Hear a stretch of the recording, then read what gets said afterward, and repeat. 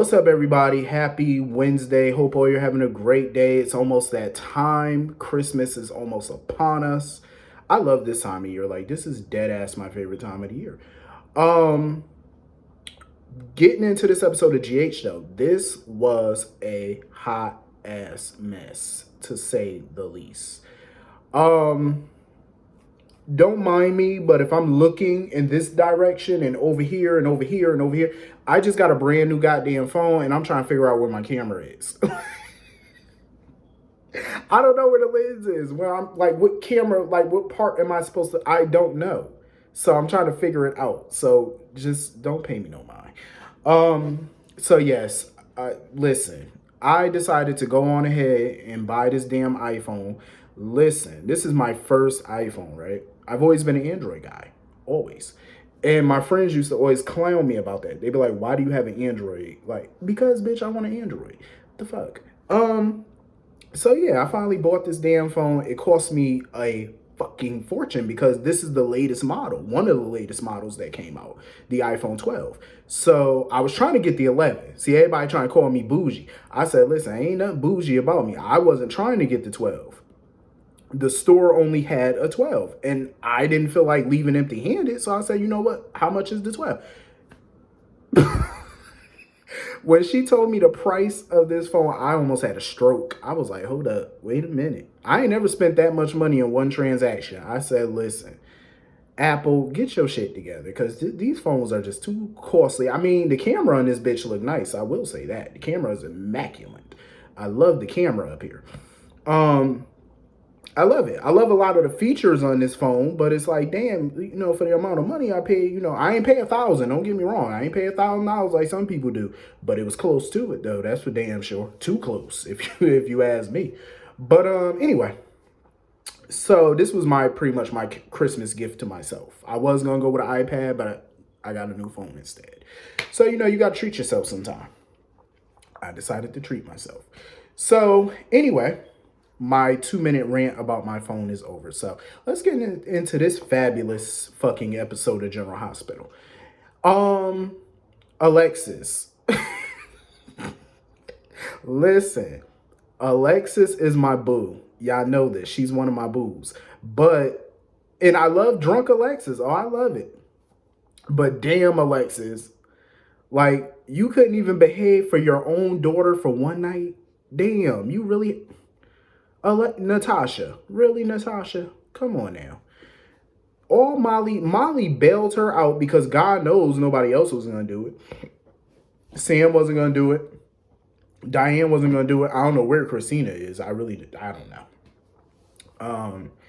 Maybe Sonny will find her at the bottom of that river. Who knows? Maybe she up in the attic at the Corinthos mansion. Who knows where she at these days?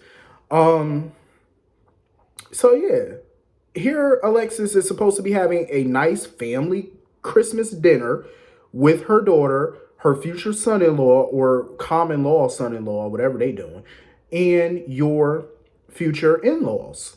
Well, in-law because Curtis was MIA.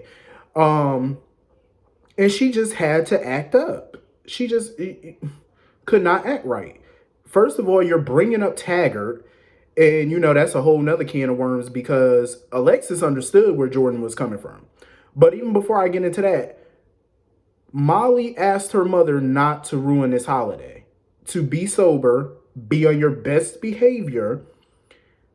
Alexis could not do it. Soon as everybody wasn't looking, here she go, pouring the vodka. I said, Alexis. I knew once she poured that vodka, I said, it's going to be some drama. It's going to be some good old-fashioned Port Charles mess, some good drama. And she did not disappoint me. First of all, she bringing up Taggart, but she understood where Jordan was coming from and why Jordan kept it a secret. She understood. TJ and Molly, not so much. They were not pleased with Jordan because they were wondering where Curtis was. She talking about some, oh, he's on a case or whatever, because at the time she didn't want to tell them the truth. But Curtis pretty much was ghosting her. He was ghosting her. He didn't want to talk to her. He didn't want nothing to do with her at this point. At this moment, he needed to be by himself. He didn't want to come home. He didn't want nothing. He was like, no, I need a breather. Curtis, I'm gonna get on Curtis in a minute. But yeah. So Jordan decided to run out and go find Curtis. Here go Alexis. Alexis starts spouting nonsense about secrets. And that's when Molly realized she was drinking, because Molly was nervous. Because when Alexis started talking about secrets, she was scared that Alexis was going to say something about her one night stand with Brando. Molly was pissed. Molly was like, nope, I got to get her the fuck up out of here before she blow up my spot. So Molly pretty much kicked Alexis out, told her to get out. So Molly was trying to tell TJ how secrets aren't good and she had something to tell him. I said, Molly, you're about to tell him the truth? I don't think TJ is going to take this too kindly. I don't think he's going to take this well at all. I mean, I have to be real. I don't think he will. Honestly, I don't blame him, because I would be pissed too. I'm just saying. So Curtis bumped into Portia and Trina, and of course Trina was trying to blame him again, trying to tear a strip off his ass, talking about something, oh, you knew my father was alive and yada yada yada, because you know she loves to blame Curtis for everything. She'll blame that man for Hurricane Katrina if she could. Listen, I'm glad, Curtis spoke up for himself and was like, I didn't know, just like you didn't know. And he told her, he said, I didn't know nothing about your alleged father being alive. And I say alleged because we don't have a DNA test yet. Listen, I'm going to keep saying it. I'm going to keep saying alleged and everything else until we get proof. I'm not taking the word of these women. All these women's talking about something, this ain't this one child and that ain't that one child. No, show me the proof. Because first of all, I need proof, especially for Portia, because she got pregnant right around the time her and Curtis were having sex. So it damn well could be his child. I'm just saying. I ain't taking her word for it. She'll say anything. Because think about it. If she tells the truth, she's going to have to tell Curtis why she kept this secret for so long, why he never got to know his daughter. So, of course, it's beneficial for her to lie about it. Of course. Because it's just going to open up a whole can of worms for her ass. That's all it is. That's why she don't want to tell the truth and shame the devil. But, so anyway, Jordan found Curtis in the park. Curtis wanted nothing to do with Jordan at this point. He was like, Jordan, he felt like Jordan was the one ruining their marriage and stuff like that with her secrets. And Portia was trying to, tell him like, well, you need to talk to your wife. You need to forgive your wife. You need to stop passing judgment on her. I wouldn't call it judgment. I don't think he's judging her. It's the fact that he feels disrespected. He don't feel like he's trusted in that marriage. She was okay with accepting his help when it pertained to taking Cyrus down, but when it pertained to all the details and everything else, oh, you ain't want to tell him that. But you expect Curtis to be open and honest with you, though. It can't be a one-way street in marriage. It cannot. You can't have it your way and then have it a whole nother way. You can't do that. It got to go both ways. You want him to be open and honest? Your ass needs to be open and honest. Because if it ain't that way, y'all marriage ain't never going to last. I understand where Portia coming from. I think Curtis do need to talk to his wife. He do need to see her point of view on it. But at the same time, she needs to understand his point of view. And she needs to admit her ass was wrong. That's it. Admit you were wrong. Accept defeat. Admit you were wrong. So anyway, moving on from that. Samantha freaking McCall. I gave this girl the benefit of the doubt yesterday. Remember when I said, deep down, she probably loved her dad and she's, hurt deep down and he's dead? Bitch, she ain't show. Sam didn't show not one iota of sympathy when she was talking to Lucas. She said, I guess, well, he got what he deserved. What type of cold ass heart do you have in your chest? Damn, are you the new Ice Queen? I mean, I'm not gonna lie, and forgive my language, but Julian was a son of a bitch. Let's not act like he wasn't, because he was. He was a bastard for his heinous acts. And I get why she would feel like that to an extent. I mean, the man did put a bomb in a public place with her son inside. I get that. But damn, just to not give a rat's ass about that man. I said, Her Her heart is just cold, ice. Like, damn. She could freeze a stick of butter right now. Like, goddamn. She didn't care. She was like, ugh. I was like, damn, girl. You ain't got no sympathy for the bruh. None whatsoever. I was like, well, Merry Christmas to your ass too, Sam. So anyway, Sam ended up sending Jason a text, letting him know that she had to identify Julian's body. So he swore up and down that he wasn't the one that killed Julian. I mean, you could have told Sam that you killed him. Obviously, at this point, Sam don't give a flying fig if you killed her father or not. Clearly, she don't give a damn. So they started talking about the kids, and he was like, oh, he wants to stop by and see the kids and stuff. This heifer, Sam, this is where she really pissed me off. She told Jason he can spend the night and celebrate Christmas morning with the kids. No, Sam, no. You are turning into a wishy-washy ass. This is wishy-washy. First of all, you sat right there and cried. She cried and told that man she couldn't deal with his lifestyle no more. She didn't want to be with him no more. She needed to put the kids first, and I respect that. I get it. I'm not all too pleased about it because at the end of the day, you should have thought about this before you had a child by him. But, you know, what's done is done. But I get that you want to put your kids first. I'm not mad at that. I ain't mad at that. But here's what I'm mad about. First of all, you are causing, like, she's just giving off misleading behavior.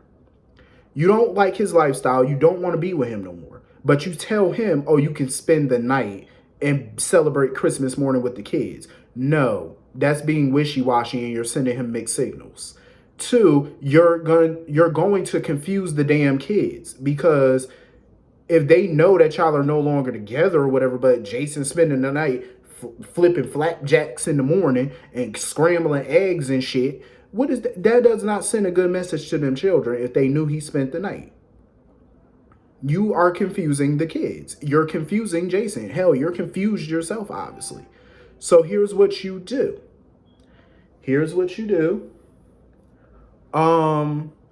Here's what you do. The smart thing to do would be just have Jason come by in the morning and watch the kids open up their gifts. He doesn't need to spend the night. I'm just saying. Like, Sam, get it together because that's some wishy-washy shit right there. I'm just saying. That is just wishy freaking washy. So anyway, Laura, I feel bad for Laura. You know, she got, you know, it's Christmas time. She don't have majority of her kids in town. The only child she has in town is Nicholas. You know, I mean, she does have her grandkids. Well, some of her grandkids, you know, she's missing Spencer. Her daughter's in a coma. Lucky is off doing God knows what. I don't know where he is. I feel bad for her, you know, to be celebrating Christmas like this, you know, but at least she does have a good support system in Kevin, her husband. And she was just hoping for a Christmas miracle that her daughter would wake up. But what I did love, though, was the scene between her and Martin, where she ran into Martin and he was dropping off gifts at the hospital for the elderly. That's nice. That was super nice of him, especially given what his mother is going through. And I love that Laura asked Martin to join her and Kevin for dinner so they can get to know each other better. I love that. And I told y'all, her and Martin are going to have a good relationship. I think they are. I really think her and Martin are going to have a good brother-sister relationship, and I'm glad she made the first move, made the first step to getting to know him, you know, as her brother. I love that. Go ahead, Laura. See, that's why I always love Laura, because she's stern, but she's fair, and, you know, she's a kind-hearted person. That's why she the queen. That's my boo. I love it. I freaking love it. So anyway, moving on from that. So Carly and Jason get back to the house. No sign of Sonny. They don't know where he is. And Jax was there. Jocelyn was there. Michael, Willow, Wiley were there. I'm glad. I totally understand why Carly didn't tell them about what's going on with Sonny. Like, she just came up with an excuse saying that, oh, he out of town for work. I understand because, it's Christmas time. She don't want them to go from happy to sad. You know what I'm saying? Especially when her and Jason don't know what they're dealing with as far as Sonny's concerned. They don't know what they're dealing with. And they want to be sure what they're dealing with first before they tell the family. And Willow was pretty much telling Carly how, she loves seeing big families together, loving each other and stuff like that. And of course, Carly was upset because her husband's not there. So, she basically stepped out and Jax found her crying. And she admitted to Jax that Sonny's missing. I'm pretty sure Jax deep down is probably happy. Because, he don't like Sonny. But I know he's sad for the family. He's sad for Carly. He don't want to see them hurting. So maybe they could pool their resources and figure out, where he is, try to find him. And Carly ended up getting a knock at the door, and it's the damn police. I said, oh, shit. Did they find something? Because I'm surprised they haven't found Sonny. Because not only was the cop searching, but Jason and Sonny's people were out there searching. So I'm like, if y'all are searching all that water and y'all haven't found him, is it possible that he just swam and got the hell out? And maybe his phone is damaged or something, water damage, and he couldn't call y'all. Maybe that's the reason. So I'm glad Lucas stopped by the Corinthos mansion, and I'm glad, Michael wants him to be a part of Wiley's life as his uncle. I'm glad, hopefully Lucas will stick around, Wiley's life and stuff and still be a role model in his life. He deserves it. He was a good, dad to him at that time. What he need to do is get the ball rolling on this divorce from Brad. That's what he need to do. But anyway, this was a good ass episode. Oh, I almost forgot to talk about Sasha and Brando. I almost forgot about them. I'm glad Brando is looking out for Sasha because Sasha really does need somebody in her corner looking after her. Like, she really does. And I could see something between them. I definitely can. Mistletoe, and she gave him a kiss on the cheek. I could see them becoming a couple at some point. Hopefully she don't die. I'm saying, like, because how people do, especially when you date Michael, how, she used to date him, and we all know how those relationships, the people, the chicks he dealt with, they met a grisly end. I'm just saying. Michael is basically like the kiss of death for some of these women. But anyway, this was a good episode. I enjoyed it. I don't know if there's a new episode tomorrow. I'm not sure. But if there is, I will see you all tomorrow. If there's not a new episode, I just want to say Merry Christmas. And I will see you all Monday if there's not a new episode. So I'll see you all later. Have a good night. Peace.